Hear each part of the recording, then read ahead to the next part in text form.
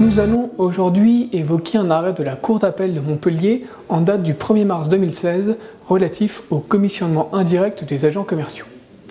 À la résiliation du contrat d'agent commercial, intervenu à l'initiative du mandant, l'agent commercial assigne le mandant en paiement de l'indemnité de fin de contrat et en rappel de commission due. L'agent commercial sera débouté de sa demande s'agissant de l'indemnité de fin de contrat. S'agissant du rappel de commission, le litige portait sur les ventes réalisées auprès de centrales d'achat nationales. Conformément à l'article L134-6 du Code de commerce, lorsqu'il est chargé d'un secteur géographique ou d'un groupe de personnes déterminées, l'agent commercial a également droit à la commission pour toute opération conclue pendant la durée du contrat d'agence avec une personne appartenant à ce secteur ou à ce groupe. L'agent commercial est donc susceptible de bénéficier à ce titre de commissions indirectes sur des ventes réalisées auprès de sociétés appartenant à son secteur pour lesquelles il n'est pas directement intervenu.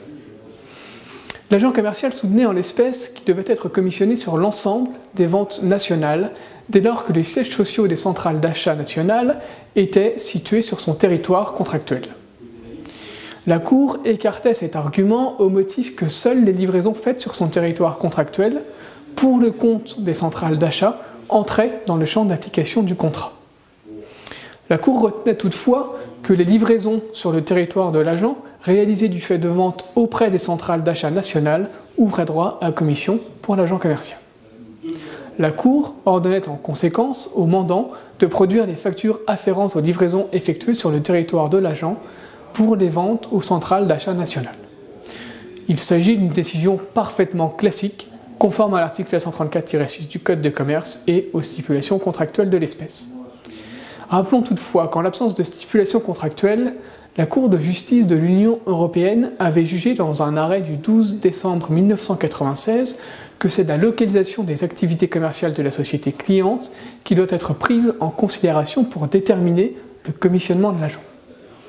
La Cour de cassation est venue préciser dans un arrêt du 3 mars 2009 qu'il importe de rechercher le lieu de ses activités commerciales effectives pour savoir si ce client appartient ou non au secteur de l'argent.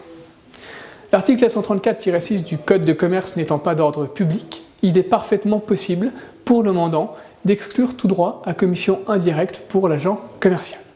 À défaut, il lui appartient de veiller à la bonne rédaction de la clause relative au commissionnement indirect. Je vous remercie et à bientôt pour une nouvelle chronique de jurisprudence.